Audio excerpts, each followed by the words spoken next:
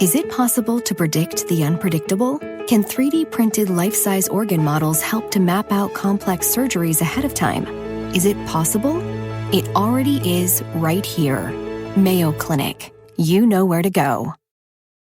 When it comes to quality sleep, Ashley has you covered with top mattress brands at winning prices and with special financing options available. You can snooze now and pay later. Plus, your mattress purchase helps give the gift of better sleep to children in need and U.S. Special Operations Forces. Visit your local Ashley store or shop online today and make every snooze count. Financing is subject to credit approval. See store or ashley.com for details.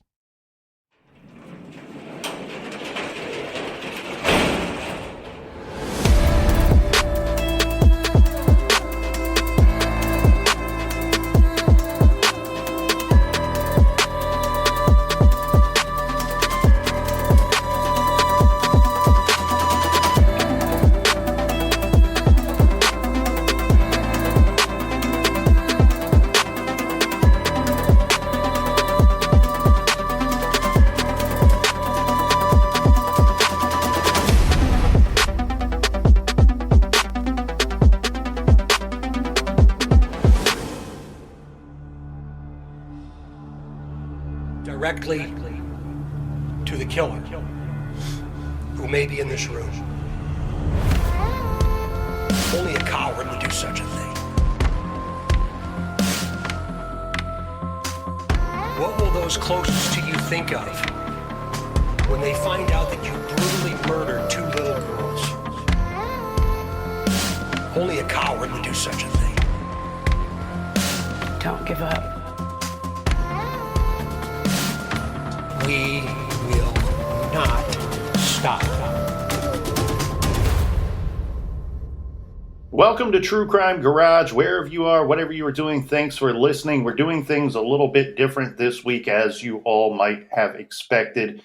We were all waiting, holding our breath since last Friday morning because there was news that there was an arrest in the Delphi double homicide case. And they were going to have a press conference today, which is Monday morning.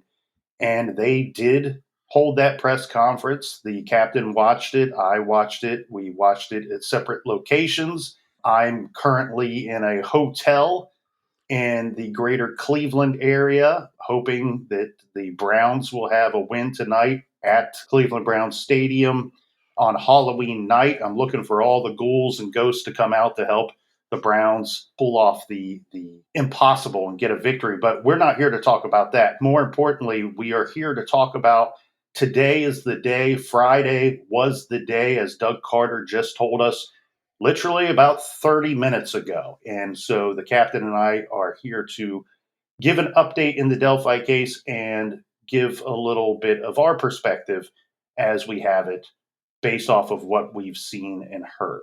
Well, like the Colonel said, he's in a hotel, motel, Holiday Inn. The Colonel is currently working on a case up in Cleveland. I'm overseas working on a case as well. More on that later. Just to go through my day a little bit on Friday, a little bit of a time difference when you're over in England, but it's probably 9 a.m. your time that I got a text message saying, news coming out on Delphi. I asked when and what, got no reply. And I thought, well, maybe it's just going to be another, we're asking for more information, or is this the day?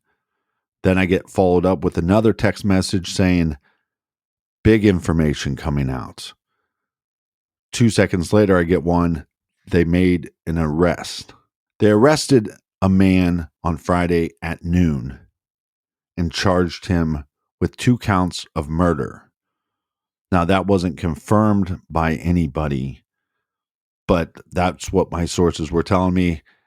And then it was, I hope this is true, because I've heard a lot of rumors from different sources, and I was so glad to find out that that was true, and that obviously that was confirmed in this press conference. Yeah, that's what sets this aside from all of the other suspects that have been speculated about in the past 5.5 years. is that he is actually arrested and being charged with double homicide and with the murders of Libby and Abby. So this is as case specific as it gets, where other individuals have been arrested on crimes unrelated or what some were trying to piece together and make leaps and in hopes of, okay, perpetrator of this crime might have also been the perpetrator of the Delphi homicides. So this is the biggest news to come out in this case in 5.5 years. You said noon on Friday. Yeah, I was getting some stuff around 9 in the 9 o'clock hour Friday morning from some different people. I'm kind of piecing some things together, and I'll speak candidly, but I also want to make sure that everyone knows that some of the things that I'm going to say here today in reaction to this arrest is not a concrete information, but some information that I've heard from what I deem to be and believe to be some pretty legit sources. But again, not 100% concrete. So arrested at noon. It's a little wonky on the actual timeline of this guy. It sounds like this Richard Allen may have been formally charged at that time on Friday. The other pieces of information that have been told is that he may have actually been detained at some point earlier in the week. Right. What was coming out on Friday was that he was moved to a state facility for his own safety, which couple things here that you think about. Like, I know everybody enjoyed the dramatization of the Dahmer story. That was big on Netflix. Everybody tuned into that. I thought the portrayal of Dahmer being murdered was a little off. It seems to be pretty much factual as they present it, but I've reviewed interviews with the guy that killed Dahmer, and at least on one occasion, I believe in 2 different interviews by different people, he actually said that he did part of the reason for the murder for him to kill Jeffrey Dahmer was for the notoriety. Jeffrey Dahmer was the most famous person in that prison, and if you killed the most famous person in that prison, boom, you become the most famous or infamous person in that prison. And so with this Richard Allen, age 50, of Delphi, Indiana, local guy, he's arrested, and they say that he's being moved to a state facility for his own protection or his own personal safety. That tells me we're probably thinking about one of 3 things that of level of concern that you would have if you are in corrections and if you are charged with apprehending this guy and keeping him in custody. Part of your job is to keep him safe so that he can face a trial. He could be on suicide watch. They could be concerned that another person in the jail that's being detained as well might want to harm him for any number of reasons, if not kill him. Or, and this is going to sound wild too, but you'll understand it because the level of this case is through the roof, and the emotions involved in this case through the roof. Right. You could even be talking about it, worried that maybe a deputy or somebody working at the facility that he once was at might want to go after this guy for any number of reasons. Well, let's just go through a breakdown real quick of the press conference. It was very short. Of course, they open it up for questions at the end, and knowingly, they're going to ask a lot of questions that law enforcement can't answer. But what they confirmed is Richard Allen, age 50, is charged with 2 counts of murder. That's in the state of Indiana. They do have the death penalty, so that would be on the table possibly. They also wanted to remind everybody that Richard Allen is innocent until proven guilty, and they have sealed all the probable cause and basically the arrest information and the tips that lead to that information. I think they possibly did that for maybe a safety of an individual. They didn't lead to any speculation on if they thought somebody else was involved or if Richard Allen was singly responsible for the murders. But they also wanted to let us know that they're going to continue to take tips on Richard Allen, anything about the crime, or any other individual. I think people are going to jump to speculation that there's more people involved. And I think that's okay because I think law enforcement is welcoming any tips to come in. I think that's smart on their part to keep the tip line open. But Tobe Lesenby also said, now we move forward in the process. What me and the colonel were saying off record is this is a step in the right direction to get justice for the family and the victims. You need to not only make an arrest and charge the individual, but you need to have him found guilty in a court of law. Right. And we've talked about this on our show many times. When you speak with a really good, seasoned detective, one that's been at the job, on the job for a long time and had success clearing cases in their time in their career, they will all tell you the same thing. And this is the first thing that I can tell separates a good detective. We talk about it. There are people that are good at their jobs and people that are bad at their jobs. And unfortunately, they are in every line of work across this great country. There's good doctors, there's bad doctors, there's good school bus drivers, bad school bus drivers. There's everybody. And same with detectives. But the first thing that separates the good ones from the not so great ones to me is this statement right here. All of the good ones say the same thing. When you are investigating a case, the number one thing you need to be concerned about is that my actions as a detective on this case do not change the potential outcome in this case, meaning that my actions will not screw up any of the legalities or any of the stuff that's going to have to go through the courts to get a conviction here. And so what the prosecutor and what Doug Carter, the superintendent for the Indiana State Police, and Tobe Lesenby, the sheriff of Carroll County, what they are reminding all of us is that, look, yes, we have a lot more information here. Are we going to give it to you today? No. We are working to secure a conviction here in this case and make sure that nothing gets tossed out of court because we made a misstep somewhere along the line. This guy, as the captain rightfully pointed out, Richard Allen is presumed innocent until he's found guilty in a court of law. Some interesting notes, though, here, and some things that I think people might want to speculate about. Richard Allen, very common name.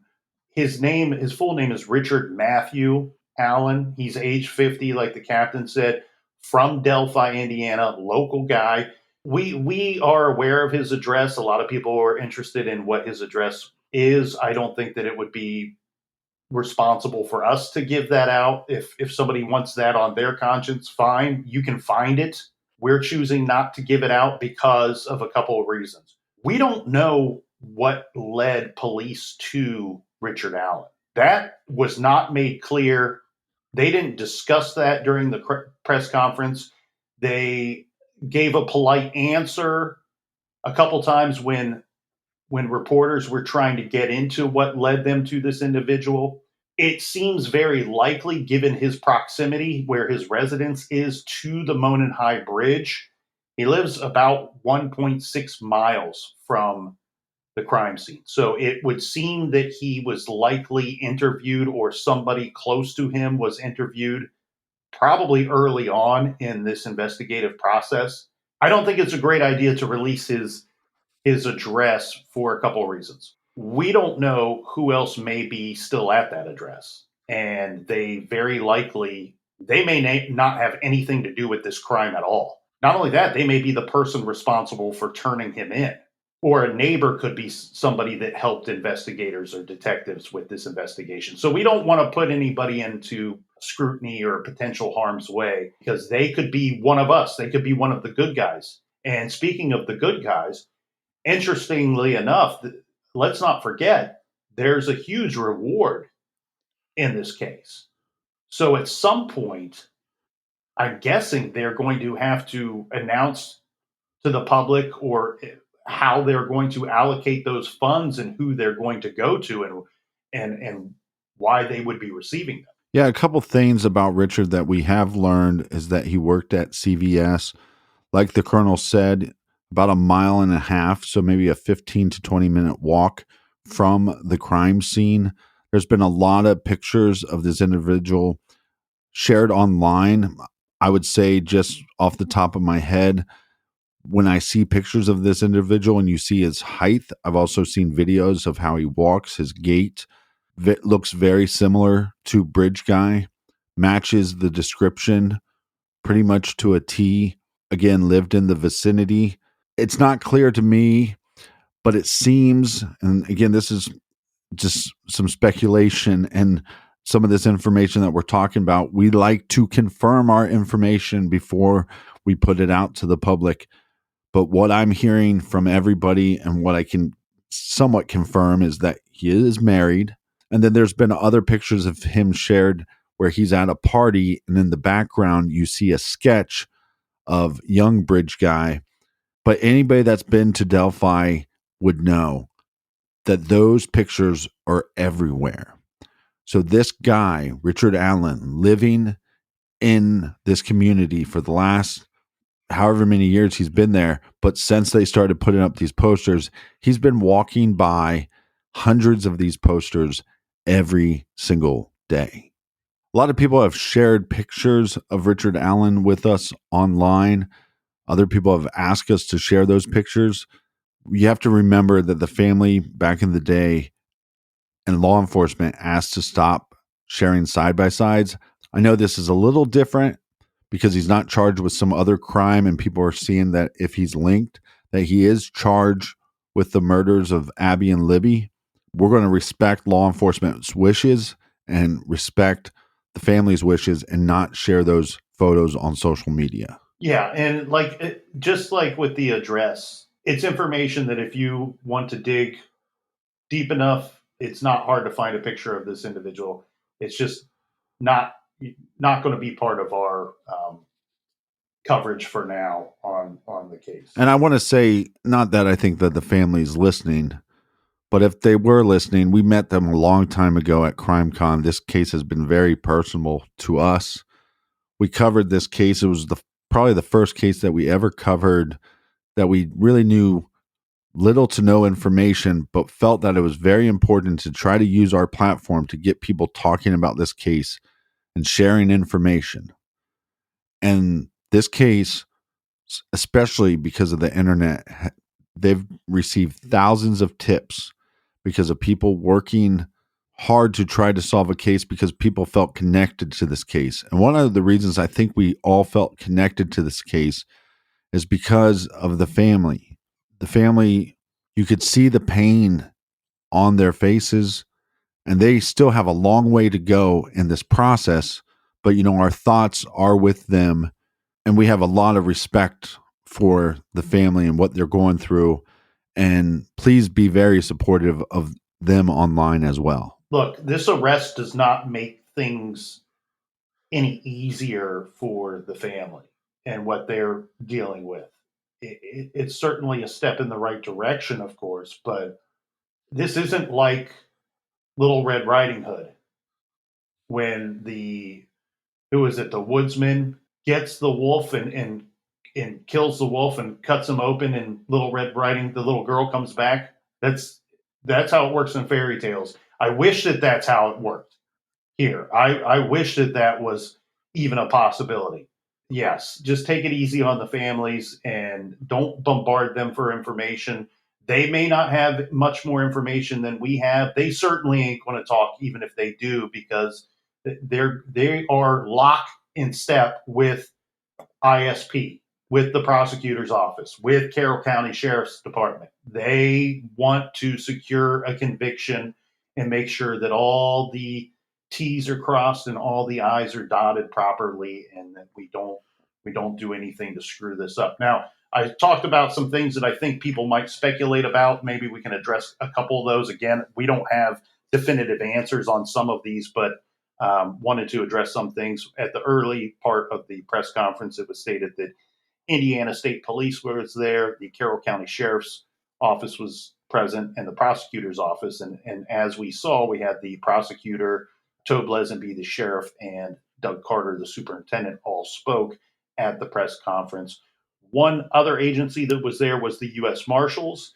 To me, that doesn't indicate that they are still actively looking for somebody or actively looking for somebody in another state. I would expect the U.S. Marshals to be there and to have been a part of this investigation. Keep in mind, within days of the double homicide, there were digital billboards in 46 states in this great country looking for this man and looking for the perpetrator of these crimes. So they have been involved from Jump Street. So it would be more weird if they weren't there, in my opinion. I do love that they are still encouraging more tips to come in, and they are recommending using the same avenues that they've already set up that people have been using previously to continue that. Remember, they would prefer to receive an email tip in the form of an email. That way there's written record of your tip and of the information that you submit. As the captain pointed out, the probable cause affidavit will be sealed. The charging information will be sealed as well. Now, one thing that I heard at the end of the press conference when they went to reporters for questions was one reporter said that the probable cause affidavit and the charging information would be sealed for 30 days. Right. And the prosecutor's answer did not shoot that down that it was 30 days, but he did state that there would be a public forum, a public meeting at some point to discuss and determine if they will be sealing those documents further or if they're going to unseal them. So I didn't pick up on a date of when that will be decided. I'm guessing it's 30 days from October 28th, and not to try to correct you or anything, but I believe he said there would actually be a hearing on that. Right. A hearing is what I meant to say. But what I'm saying is I don't think he gave a date for when that public hearing would be. You're correct. Some other information here, the trial date, he stated, and I wrote this down rather quickly, I hope I have it right, is currently scheduled for March 20th, 2023. Remember, the reward money was $225,000 or in that general amount. And I'm sure we'll find out more about what's going to be done with that reward money. They were specifically asked about the Kleins. How do the Kleins fit into all this, if they do at all? They said they would not comment on the Kleins at this time. One thing that I was not able to do here, Captain, it may not have come out. We were hitting record very shortly after the press conference ended, and they stated that there would be written information that would be on I believe they said the Indiana State Police's Facebook page. And I went looking for that shortly after the press conference ended and either couldn't find it or it had not been posted at the time before we hit record. A lot more discussion about the Delphi murder press conference after this quick beer break.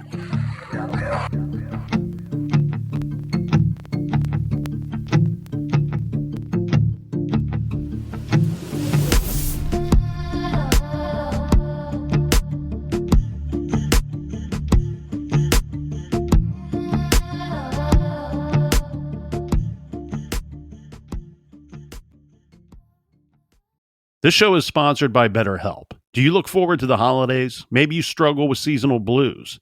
This time of year can be a lot, and it's natural to feel some sadness or even anxiety about it. But adding something new and positive to your life can counteract some of those feelings. Therapy can be a bright spot, something to look forward to make you feel grounded, and to give you the tools to manage everything going on.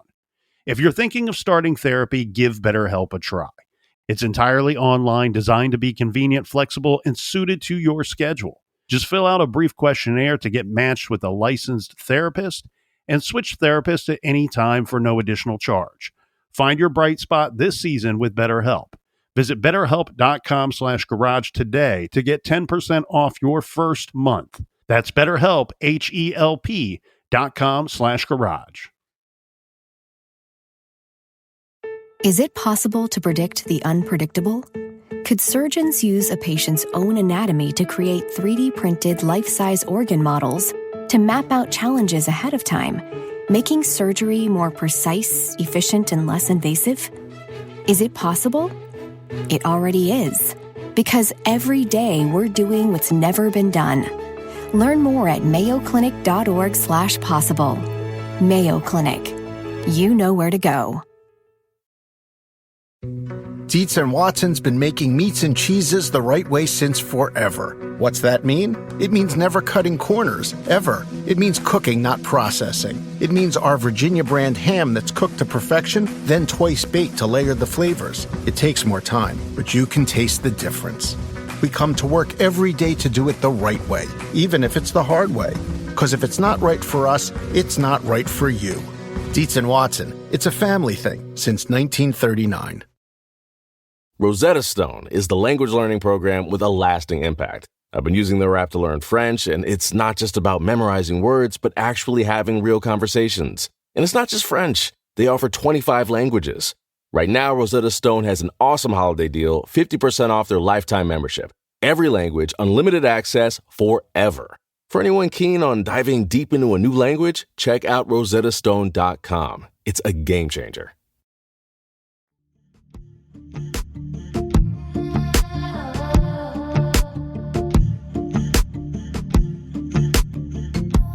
All right, we are back again. Hotel, motel, Holiday Inn. Both the colonel and the captain were both traveling. We're on separate sides of the world, but we felt obligated to share with you the information of this press conference and to share our thoughts on it as well. Yes, and one thing too that we won't really get into, but while we have the opportunity to address another case, and some of you have been keeping an eye on this and know that Nancy Eagleson, who we discussed, we did a 4-part story on her case earlier this year, and we were raising money. Porchlight was raising money to exhume her body. She was unfortunately abducted and killed 62 years ago. That exhumation happened last week, and I've been asked to keep everything very brief on the update because there should be some more information coming out either this week or next week. But overall, the opinion is that we are, after the exhumation took place, we are all still very hopeful and have reason to be hopeful that we could find some evidence that could finally lead to solving her cold case homicide. So obviously we saw a lot of different individuals of law enforcement talk. Doug Carter has been the main spokesperson. You obviously could hear and see the emotion in him. And I think it was also nice because they weren't sitting there patting themselves on the back. They were being very respectful to the process. I think respectful to the family and to the public. Again, they're going to get criticism because it took 5 years. But like you just said, there's a case that we covered that's been unsolved for 60 plus years. Yeah. And so the fact that we could get a result in this case is a great thing.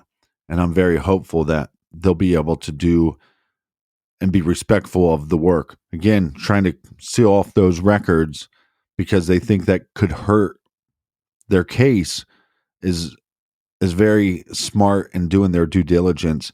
And we live in a day where there's a lot of people that do jobs and don't do them well.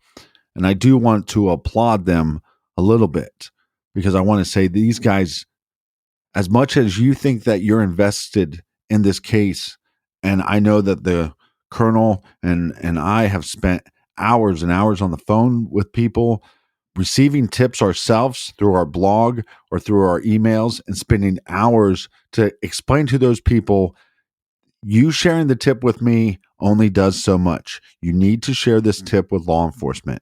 And I probably spent hundreds of hours on Delphi alone just replying to people saying that information seems important and you need to share it with the right sources.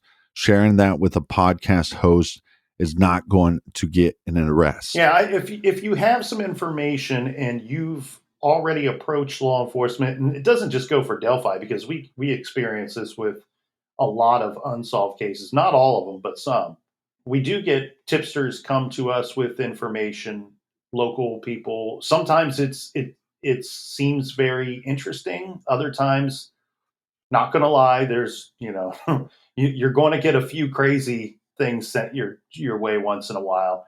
And we've certainly received our fair share of that. But the only time I think that it's beneficial for a tipster to approach somebody like us or somebody that's in more mainstream portions of the media is if you have gone to law enforcement and you don't, for whatever reason, you don't think that they're doing anything with the information that you gave them.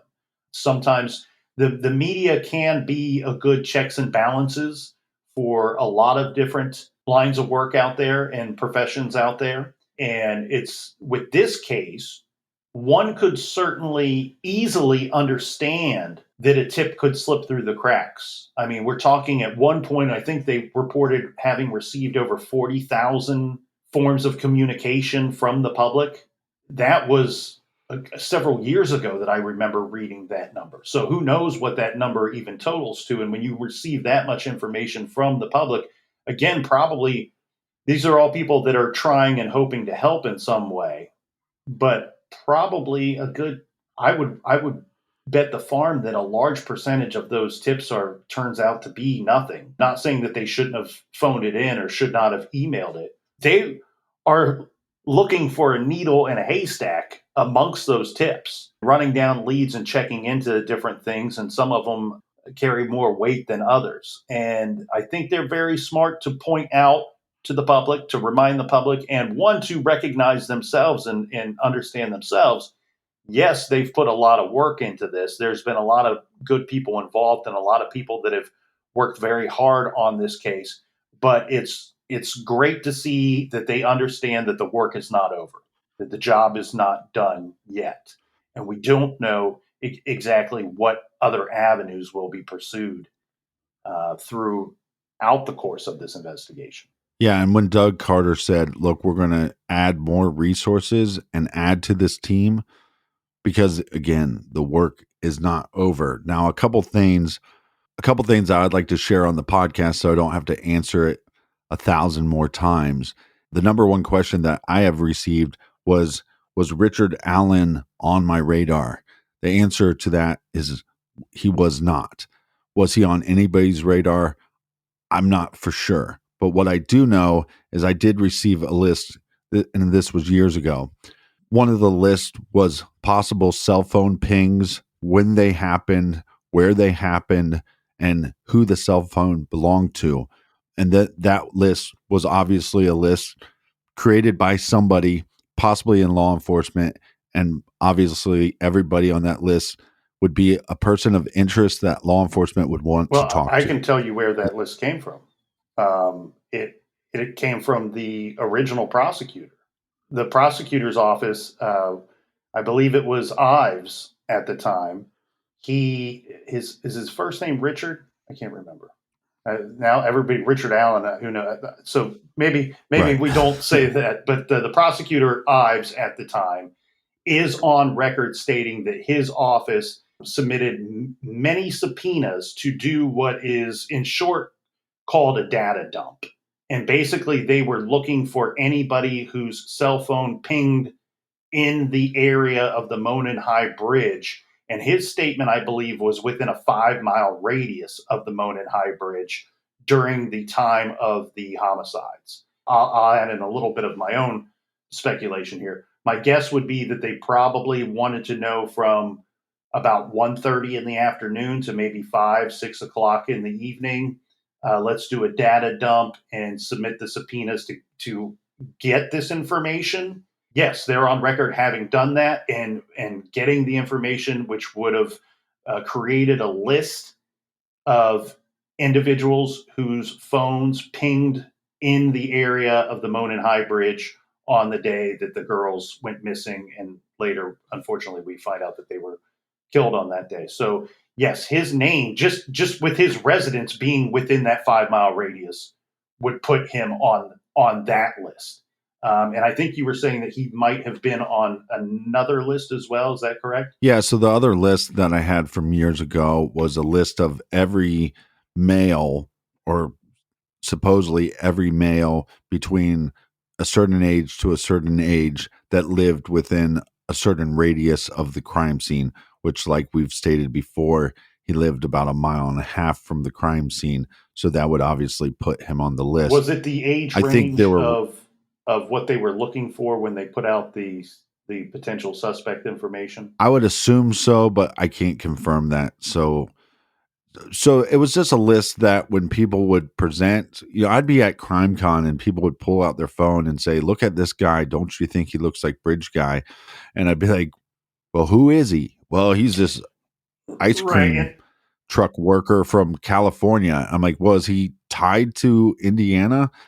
"Well, I don't know, but should I turn it Well, in?" And I'm like, let's figure out a link to him in the state of Indiana for starters. "Right, Yeah, and those are the ones that I think are irresponsible. Look, I know, again, it all circles back to the majority of these people, even the person showing you a picture of some ice cream man from California, the majority of these people are just people that they're they want to help, right? They see Libby and Abby's picture, right, their heart breaks for the families. They just want to help in any way at all because we're all sick to our stomachs about this case with these murders, with whatever happened and whoever did it. It feels like one of the most wrong things that has happened in such a long time, that we're all very emotional about it. Earlier you had said fits to a T, and I get what you're saying, but I think it's also kind of all relative, right? Like he's not the first person that people have looked at and gone, looks just like Bridge. At the end of the day, we just don't have that great of a picture of Bridge Guy, and our right." own imaginations have filled in some of those blanks along the way, some of those question marks. But what I meant is, if you look at the picture of Richard Allen, you look at his Yeah, gait, that you look stuff at his is matching up. demeanor. Yeah. Yeah, and when they had, back in the day when they actually had a height for him and a weight for him, you look at those pictures and go, "Okay, I can see this individual fitting in." It's not like they arrested a guy that's 6'8" and 400 pounds, and you're going, "Well, that doesn't make any sense." And this case is going to be, I think, very fascinating moving forward, because we do have video footage of this individual. We do have audio and maybe some more audio data of this individual. And I say of this individual because, again, Richard Allen is innocent until proven guilty. So I don't want to say that we have video footage of him until they're able to actually prove that. Well, and the thing here too, so a little bit more information on Richard Matthew Allen. He has a weapon permit from 2009. My guess is this is probably a conceal and carry permit. I can't confirm that. I can confirm 100% that he did obtain a weapon permit in 2009. I'm still checking on some information to see if it is in fact the conceal and carry. Captain, my mind, it jumped immediately to BTK as I'm watching and trying to digest the information in this press conference. And the reason being for a couple of reasons. I talked about earlier, I don't know. We don't know who that reward money will go to, if it will go to anybody. We don't know what put this dude on the police radar. And everything I'm seeing and hearing sounds like it was a bit of a twist or a turn, or that this guy, once they latch onto him, they move rather quickly. And we've certainly not seen his name or likeness presented at any time before last week in this 5.5 years of the case. And we've seen a lot of people's names and likenesses handcuffed to this case along the way. The reason why my mind kind of went to BTK is, remember BTK, his wife, they had a recording of Dennis Rader calling in one of the crime scenes, or calling in something that he left, clue for the investigators. And he and his wife were watching the news together, and his wife said to him very kind of casually, "Oh, you sound like BTK," or "Oh, BTK sounds Right. a lot like you." And they probably looked at each other and laughed it off at the time and went on about their lives. Dennis Rader knowing the whole time that he was in fact BTK. You have to wonder, this dude's voice down the hill, guys down the hill, has been all over the news, especially Indiana news for all of this time. You wonder, was a wife or somebody close to this guy at any time? Did they ever say, you sound a lot like that bridge guy that they're looking for? Well, if you think it's okay, I would like to share a rumor, and I will leave out certain details. So it's a vague rumor of what I have heard that possibly could have happened. You're asking for permission, but I don't know what you're going to say. Of course, go ahead. Right. Okay. Okay. Well, I'll say it. Then we'll cut it out later if you don't think so. But from what I've heard from several sources, is that there was somebody close that had some suspicions and maybe looked into certain things, and that maybe they found something that confirmed it for them. That confirmed it to them, and they went to law enforcement. But if I'm not mistaken, and correct me if I'm wrong here, it made it sound like they charged Richard Allen and that he pled not guilty. Well, I've not seen anything, but I'm, to hold him for any length of time, he would have to have I'm guessing that he. I don't know how public that is, and I don't know if it was an actual official not guilty plea. What I'm wondering is if his lawyer, if he lawyered up, and the lawyer has expressed, look, he intends to take this to trial and to plead not guilty, because I would imagine we're going to have cameras, or the news will be all over. Well, and I say that The because preliminary hearing, or whatever, a more official court setting. and I'm saying that because in my notes of the press conference, which I have, chicken scratch, trying to write down as much information, I have the sentence, he is entering a plea of not guilty. And I think that came from the prosecutor. So I'm guessing what he said was, we charged him with 2 counts of murder, and he's entering a plea of not guilty. But I just thought the law enforcement overall was very respectful.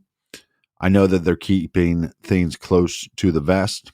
I think that's out of respect for the victims and the victims' families. And on top of that, like we said with crime, it's not. Richard Allen had friends and family as well, and I know he's had some friends come online and say that he is not capable of this murder. And maybe that's the Richard Allen they know. And maybe through this trial, they'll learn about a different Richard Allen that they never knew. But his friends and his family and that community, they're all victims. Yeah. And this is pure speculation, but I just wonder, we knew all along, or a lot of us would believe, that Bridge Guy likely had a family. Doug Carter even said it himself at one of the press conferences, likely has family. And I am of the belief, to commit crimes like these, buried within the person responsible, he has a hate for likely women, girls, females in general, or mankind. I don't know how long those individuals can keep that side of them from not showing, especially to people closest to them. And we've seen it in other cases, Captain, where a person is a suspect in the case because they had the means, motive, and the means and opportunity anyway.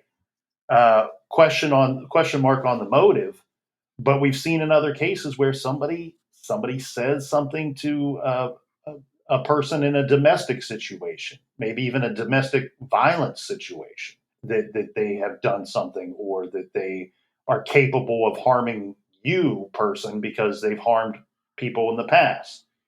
And so, yeah, we don't know what has led to this individual, or if it was a tip that helped law enforcement.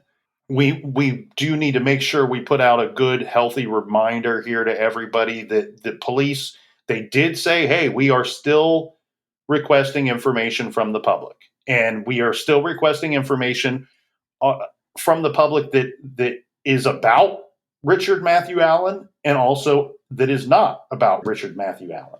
And so, any information that you have that you think is in some way related to these two homicides, you still reach out to police, and don't just dismiss it because your information does not have Richard Matthew Allen's name attached to it. Give that information to police.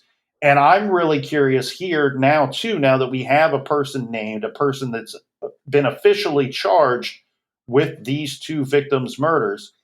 Will there be people that are able to connect the dots on some things that they weren't so sure of 5.5 years ago, or 3 years ago, or 2 years ago, that will be coming forward? And again, the public wants to help police here in this case, and I think we'll continue to see that trend.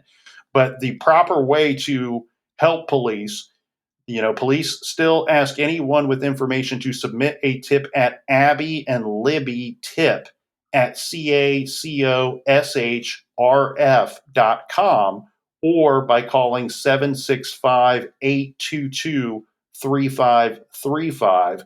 We'll put that, as always, we'll put that information in the show notes for today. But again, they would prefer an emailed tip, and the email tip line is, well, I say tip line, that shows my age, right?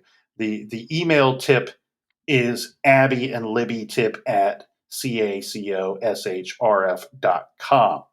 Anything else here, Captain? I know that they didn't really give us a whole lot. I think that we're probably going to be learning a lot in the next few days as the local news outlets start doing their digging, and start releasing information that they uncover along the way. It will be curious to find out when a potential court hearing will be, to determine if these documents remain sealed or if they will be unsealed and released to the public. And also, we got that 30 days, which I think you're correct here, probably goes sealed 30 days for sure, from October 28th, unless we hear otherwise. Yeah, again, thoughts are just with law enforcement to continue to do the right thing, to continue to do their due diligence, take this case very serious. Let's get the correct verdict. Well, this is far from over. It's far from over for the family. And if you want to show some love and support to the family, you can visit abbyandlibby.org. Yeah, they're still raising money for that beautiful park that they've built in memorial to these young girls who were both, look, did we know Libby and Abby? No. And unfortunately, we won't get that opportunity. And they both look like they were just wonderful little girls. That's all they were. That's all they were trying to be, was wonderful little girls and best friends. And they were very active in their schools and communities. And I think a memorial park is one of the best ways that you could honor their lives, and their, in the community, and their families. And it's a beautiful park. It's a very active park, active with sports and events, public events. But you know what? They still want to continue to add to that and make it even more beautiful. And that is one way that, if you are at home and you're just going, man, I wish I could do something. Well, that's something that you can do. Right. We can all pitch in and help Delphi to try to heal. This might be one of the very first. I know it's been 5.5 years, but this might be one of the very first stepping stones in starting that healing process. And let's help this community heal, and show Delphi love, and the family's love and respect, and show them that community does not end at the city line. Community goes on and on and on, and we are all just one big community trying to be good people and helping each other. I want to thank you guys so much for listening. And I want to thank everybody that shares information about cases, missing person cases online, murder cases that are unsolved. It really does make a difference. And until next week, be good, be kind, and don't litter.